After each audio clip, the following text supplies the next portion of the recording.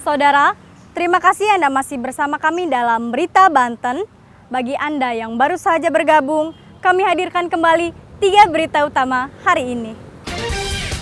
Jembatan ambruk, warga pakai tangga bambu untuk beraktivitas.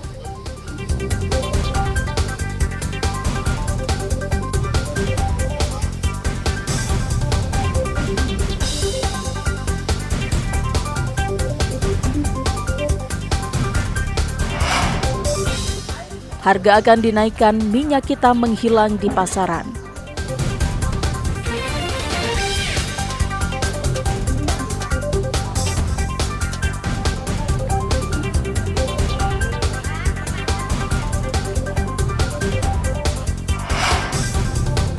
Pelaku bobol mesin ATM modus tukar kartu ditangkap.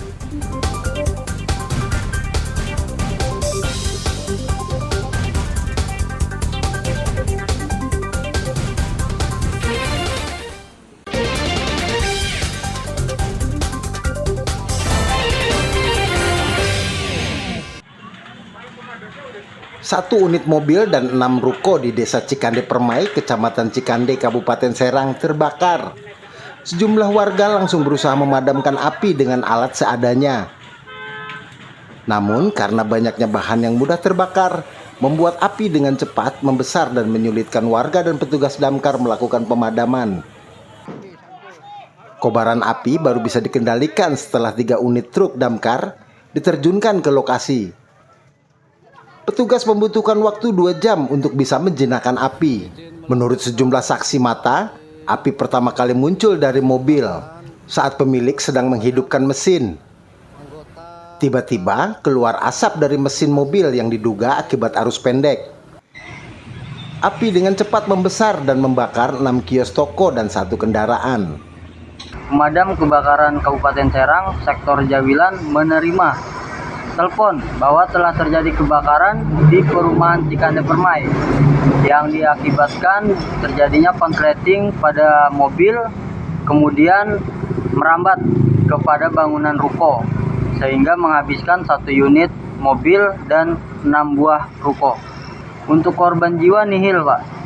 Kita berhasil memadamkan selama 2 jam dibantu oleh pemadam kebakaran kawasan industri modern dan juga 1 unit pemadam kebakaran PT Nikomas Gemilang. Tidak ada korban jiwa dalam musibah kebakaran ini, namun kerugian ditaksir mencapai ratusan juta rupiah. Ariel Maranus dan Ahmad Sayuti melaporkan dari Kabupaten Serang.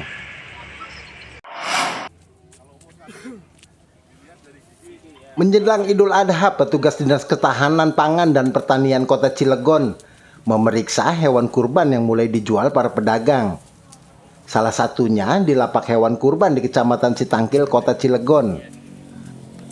Pemeriksaan dilakukan untuk memastikan hewan kurban yang dijual seperti kambing, domba, dan sapi dalam kondisi sehat dan tidak terkena penyakit hewan.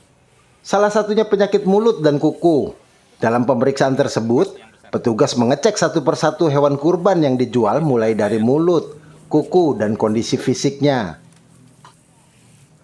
Selain itu, petugas juga memeriksa umur hewan kurban untuk memastikan hewan tersebut sudah layak untuk dijadikan kurban.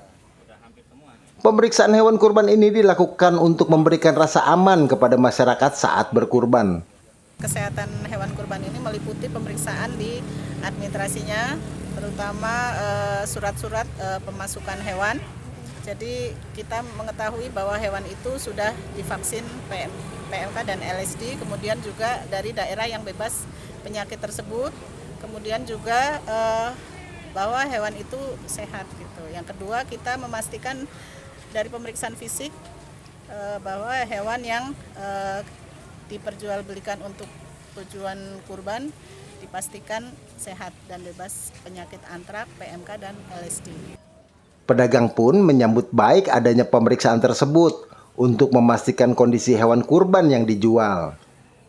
Dinas Pertanian dan Pangan udah datang berkunjung ke lapak kita, sudah pemeriksaan, alhamdulillah ternyata tidak ada satupun hewan kita yang kena terjangkit penyakit. Hewan sendiri Pak didatangkan dari mana sih Pak? Dari Lampung Tengah, dari Bandar Jaya Lampung Tengah. Ini cuma hanya sapi aja Pak? Sapi. Untuk kambingnya sendiri ada? Kambing sendiri saya tidak nggak datangkan kambing.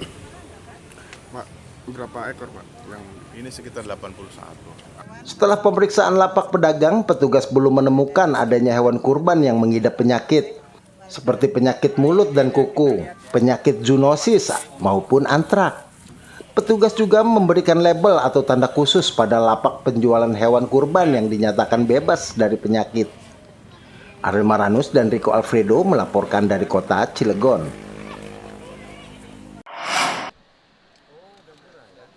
2 pekan menjelang Idul Adha, warga di sejumlah daerah mengeluh naiknya harga-harga kebutuhan sehari-hari seperti bawang, cabai, dan sayur mayur. Untuk memastikan kondisi tersebut, Menteri Perdagangan Zulkifli Hasan memantau langsung harga-harga di Pasar Kelapa II, Kota Cilegon. Meski ada kenaikan harga, namun masih terjangkau oleh masyarakat, bahkan mulai turun. Di pasar ini harga telur sudah turun menjadi Rp27.000 per kilogramnya. Sedangkan daging ayam dijual dengan harga Rp38.000 per kilogram. Sedangkan harga bawang berkisar Rp40.000 per kilogram. Menteri Perdagangan juga memastikan stok kebutuhan jelang Idul Adha masih aman. Kementerian Perdagangan juga masih akan melakukan impor sejumlah komoditas seperti beras dan gula untuk memenuhi stok dalam negeri. Dengan sendiri telur terlalu murah ya. Telur terlalu murah 27.000. Itu saya beli tadi 5 kilo ya. Ya, 5 kilo. 27.000 itu terlalu murah, itu bisa tutup anunya petelurnya ya. Ayam juga di sini ternyata murah, 38.000 1 ekor, 1 kiloan itu. Ya, mestinya di atas 40 lah gitu. Kalau di atas 40, ini kan masih pagi. Nanti siang tambah murah lagi tuh harga ayamnya. Kalau bawang standar 40-40, bawang putih, bawang merah 40, cabai tadi 40.000 ya, 40.000. Beras sama, ya memang nggak turun lagi tapi sudah tidak naik lagi harga beras. Ya. Tapi beras ini pemerintah terus akan melaksanakan karena musimnya hujan sebentar sudah berhenti. Kita akan memenuhi stok sekarang kita ada 1,8 juta, akan terus yang sudah diputuskan 3,6 juta impor, baru 2, nanti akan didatangkan terus untuk persiapan cadangan andai kata nanti kemaraunya ini panjang lagi seperti yang lalu. Menurut Zulkifli Hasan, impor sejumlah komoditas seperti beras masih dibutuhkan untuk mengantisipasi musim kemarau berkepanjangan seperti yang terjadi tahun lalu. Ariel Maranus dan Ganis melaporkan dari kota Cilegon. Informasi tadi mengakhiri jumpa kita dalam Berita Banten. Atas nama rekan redaksi yang bertugas, saya, Miselia Kartika, mengucapkan terima kasih atas kebersamaan Anda. Selamat beraktivitas dan sampai jumpa.